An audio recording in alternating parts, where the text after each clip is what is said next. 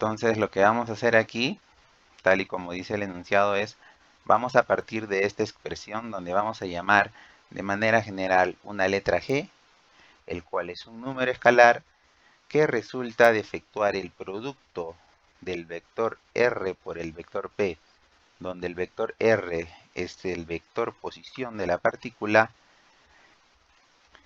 Entonces, si tenemos esta expresión, lo que vamos a hacer ahora es calcular la derivada de esta letra G respecto del tiempo, porque eso es lo que nos sugiere el ejemplo, ¿no? Aquí el ejemplo 8.17 nos dice, encuentre la derivada temporal de la cantidad G. Entonces lo que vamos a hacer aquí ahora es vamos a derivar G respecto del tiempo, y como tenemos en la expresión entre paréntesis un producto escalar de dos vectores, lo que vamos a hacer aquí, vamos a aplicar la regla del producto de esta cantidad que está en color azulillo. Entonces, efectuando la regla del producto de la derivada, tenemos esta expresión de aquí. La derivada del primero multiplicado por el segundo y viceversa, ¿no? Entonces, lo que podemos notar aquí es que la derivada de la posición respecto del tiempo, que la he resaltado en azul, sería la velocidad de la partícula. Y a la otra expresión tenemos a la derivada de P respecto del tiempo, que también está resaltada en azul. Esto sería, si recuerdan, esto es la segunda ley de Newton, donde la derivada de la cantidad de movimiento lineal respecto del tiempo es igual a la fuerza.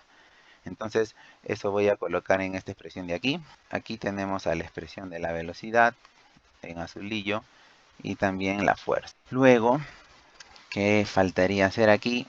Ya. Recordemos que la cantidad de movimiento se puede expresar como la masa por la velocidad de la partícula. Este valor de aquí, que está en azul, es la masa por la velocidad de la partícula. Y tenemos aquí un producto escalar de dos vectores idénticos. Y si recordamos, pues el producto escalar de dos vectores idénticos es igual al módulo de ese vector elevado al cuadrado. Para representar el módulo de ese vector simplemente he colocado la letra B y le he quitado la flecha que tiene arriba para indicar que este es un módulo, un número escalar. Entonces tenemos aquí una expresión final para la derivada de G respecto del tiempo, ¿no? Que es igual a la masa por la velocidad al cuadrado más el producto escalar de la fuerza por la posición. Ahora lo que vamos a hacer es expresar el término de la derecha en el segundo miembro. El primer término lo vamos a expresar en términos de la energía cinética. Recuerde que la energía cinética es igual a 1/2 de la masa por la velocidad al cuadrado, según lo que aprendimos en el colegio. Por tanto, el producto de m por v al cuadrado sería igual a 2t. Y lo que vamos a hacer ahora es vamos a aplicar el teorema del valor medio para integrales. Porque lo que se busca aquí en este teorema es hallar el valor medio de cada uno de los términos de esta, o sea, tanto como el primer término como el segundo término de esta ecuación, vamos a hallar la media en un intervalo de tiempo. Realmente en matemáticas hay dos métodos de hacerlo. Hay teorema de valor medio para derivadas y el teorema del valor medio para integrales. En este caso se va a usar el teorema de valor medio para integrales. Lo que voy a hacer ahora es a mencionar un poquito de qué trata más o menos este teorema. Vamos a recordar un poquito. Esto nos quiere decir, por ejemplo, algo como esto. Que si nosotros tenemos una función cualquiera, f, esta va a ser la curva de f, donde el eje horizontal es la posición y el eje vertical es f de x, y queremos encontrar el valor medio de la función f de x entre los intervalos x igual a hasta x igual a b, lo que se hace es calcular esta área, ¿no? Aunque creo que el dibujo ha salido mal, ahí no se va a apreciar lo que quiero mostrar. Para que se note bien la idea, lo que voy a hacer es, voy a graficar la gráfica f de este tipo. Y lo que vamos a hacer es que el valor de f entre a y b tiene estos valores f1 y f de 2. De manera que entre f1 y f de 2 se va a encontrar un valor al cual le vamos a llamar el valor medio de f, donde en mi nomenclatura lo vamos a representar de esta manera, un f entre dos corchetes. Eso significa que entre f1 y f2 existe un valor intermedio, de manera que la integral bajo la curva entre a y b es igual a al área bajo la curva original, ¿no? Que lo vamos a poner aquí de color moradito. Esa es la interpretación geométrica. Matemáticamente significa que vamos a hacer esta igualdad. Primero sería el área en color celeste. El área en color celeste es un rectángulo, el cual sería igual a b menos a multiplicado por el f de x, ¿no? El cual es el valor medio que estamos buscando. Entonces se va a buscar el valor medio de manera que el área en celeste debería ser igual al área en morado. Y el área en morado es la integral de a a b de la función de f de x diferencial de x. Como este de aquí es el valor medio buscado, decimos que el valor medio de cualquier función en general es igual a la integral de a y b de f de x diferencial de x entre la longitud del intervalo b menos a. Calcular el valor medio de una función en general lo vamos a denotar de esta manera. Vamos a ponerle estos dos corchetes. De tal manera que si queremos el valor medio, usando la notación de la izquierda, equivale a decir que vamos a hacer el cálculo integral de la derecha. Entonces vamos a hacer esta expresión, vamos a calcular aquí una integral, ¿no? Entonces vamos a acá, vamos a integrar en ambos miembros, vamos a colocar una integral, donde va a ser una integral diferencial de tau, donde va a ir de 0 hasta un valor de t en general, ¿no? Igual acá en este miembro. Eso lo voy a colocar mejor tipeado porque se entiende mejor. Lo que yo voy a hacer, a ver, es colocarlo de esta manera. Entonces lo que he hecho aquí es realizar la integral en ambos miembros. Y recuerde que el valor medio para integrales le mencioné que era dividido entre la longitud del intervalo. La integral la he colocado de manera explícita en la izquierda y en la derecha he colocado esos dos corchetes o corchetes o cualquier elemento que sea. El hecho es que eso representa el valor medio de cada uno de ellos. Recuerde que teníamos el valor de 2t. Pero como este es un integral donde la variable es t, el número 2 es una constante, por lo tanto el 2 puede salir del integral. Es por eso que el número 2 aquí se encuentra fuera del corchete, que lo he dejado acá, ¿no? Este 2 puede salir por ser un valor constante y esto representa un operador integral. Como se espera respecto a t, el valor de t es una constante, ¿no? Que diga el valor de 2 es una constante porque la variable es t. Entonces lo que vamos a hacer aquí, como vamos a integrar a la derivada de g, lo que vamos a tener es esta expresión de acá, donde el valor de g se ha evaluado en los límites de integración y el lado derecho queda de la misma manera, ¿no?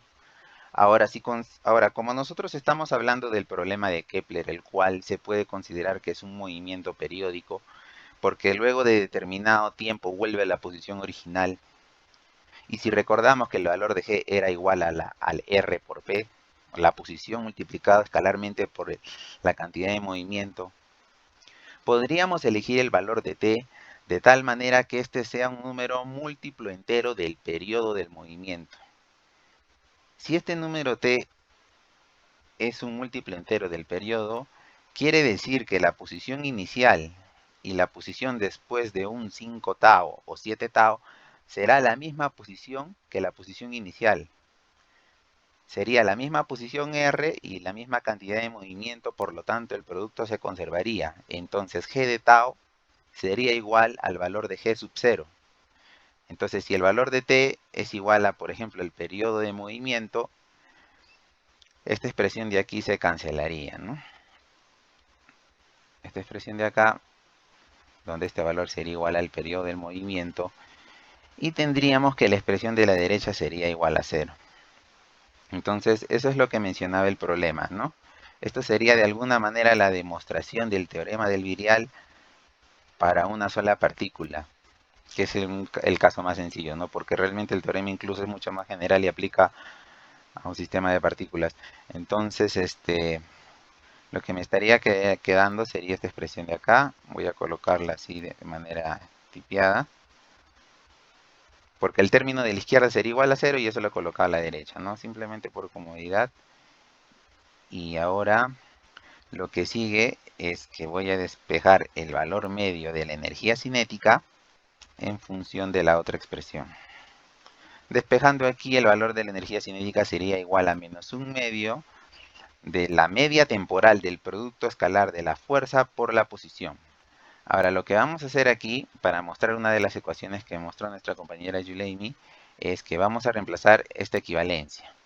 Sabemos que la fuerza es la derivada respecto de la posición del potencial y con signo negativo. Entonces, vamos a hacer ese cambio aquí en esta expresión. Donde veamos F, vamos a colocar menos derivada de U respecto de R, ¿no? Donde U es el potencial. Eso quiere decir que aquí nosotros estamos asumiendo que la fuerza es una fuerza conservativa porque proviene de un diferencial de un parámetro escalar llamado U. Entonces este valor de aquí que voy a colocar en azulillo era el valor de la fuerza. Y entonces podemos efectuar el producto de signos, ¿no? Como todos sabemos. A ver, quedó muy abajo creo. Entonces efectuamos menos por menos más y nos queda que la media temporal de la energía cinética es función del potencial. Ahora vamos a aplicarlo, vamos a aplicar esta fórmula para un caso en particular en donde el potencial tenga la forma aquí mostrada. Sería una potencia entera de la variable R, ¿no? Entonces lo que vamos a hacer aquí es, para este caso particular, vamos a calcular la media de la energía cinética. Vamos a aplicar esta ecuación de aquí que la estoy resaltando de color morado. Y vamos a reemplazar la derivada de U respecto de R. Entonces nos quedaría que la media temporal de la energía cinética es igual a un medio de esta expresión, donde la expresión que he dejado aquí es la derivada de U respecto de R, está de color morado. Y como esto lo vamos a multiplicar por R, va a ocurrir algo muy peculiar. Sería la media temporal de la energía cinética es igual a multiplicar N por K por R a la N. Pero si recordamos, nosotros habíamos dicho inicialmente que la energía potencial es aquella que está aquí en color verde, ¿no? K por R a la N era la energía potencial. Entonces aquí podríamos reemplazarlo, también lo voy a resaltar de color verde, teniendo así que el valor de la energía cinética sería igual a un medio de la media temporal de N por U, donde U es la energía potencial. Entonces, eso es más o menos de lo que habla este ejercicio, ¿no? Un cálculo adicional que podríamos hacer es que si tenemos podríamos aplicar este potencial a un caso mucho más específico. Por ejemplo, podríamos analizar el caso eléctrico, ¿no? Recuerde que la fuerza eléctrica, el potencial eléctrico es función de una constante dividida entre R. Entonces podríamos aplicar esta fórmula para el caso eléctrico. Entonces, como el potencial eléctrico es una constante dividida entre R, donde el valor de K aquí daría el signo que corresponde al potencial de interacción entre dos partículas cargadas, podríamos entonces decir que si queremos aplicarlo, aquí voy a poner, ¿no? Aplicándolo al caso de interacción eléctrica, el valor de N sería igual a menos 1. Y si ese menos 1 lo reemplazamos en esta ecuación que está aquí, lo voy a resaltar de color me falta, de color rojo. Esta expresión en rojo es una expresión genérica para un exponente n cualquiera. Para el caso eléctrico, el valor de n sería menos 1. Por lo tanto, el valor de la energía cinética para el caso eléctrico se podría expresar de esta manera. Menos un medio. Esto lo voy a colocar de un color negrito. Y si ahora nosotros queremos calcular la energía total, por ejemplo, la energía total sería igual al valor de la energía cinética más el valor de la energía potencial para el caso eléctrico. Y aquí en esta ecuación podríamos reemplazar el cálculo obtenido arriba, donde el valor de t era igual a menos u entre 2. A ver, y si efectuamos esta suma, llegamos a la conclusión de que para el caso eléctrico, la media temporal de la energía es igual a la mitad de la media temporal de la energía potencial, donde esta energía potencial podría ser la energía de interacción entre dos partículas cargadas. Por ejemplo, podría este ser el caso en el que es donde en el caso que mencionó el profesor anteriormente, por ejemplo, si tenemos un núcleo positivo y y un electrón en interacción con él, ¿no? Entonces ahí hay una energía potencial de interacción donde la dependencia es igual a una constante entre 1 sobre R.